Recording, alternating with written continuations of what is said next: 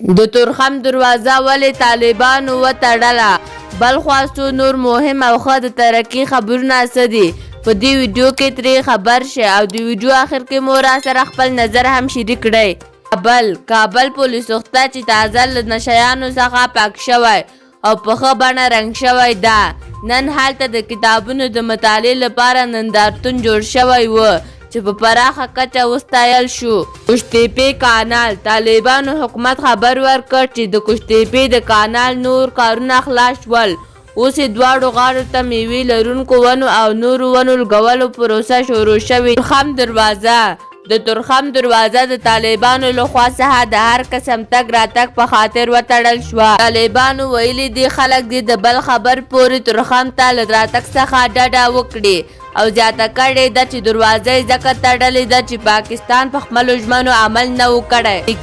نن افغانستان په یوه لوبه کې متحده عربي اماراتو ته ماتې ورکړه. له دې مخکې یوه لوبه متحده عربي اماراتو ګټلې وه.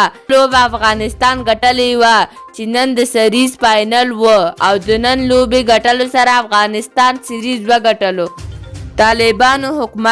طالبانو حکومت ویلي دي چې ټول هغه مرکزونه چې له بهرنیو څخه پاتې شوي دي ټول به په اقتصادي مرکزونو بدل کړي.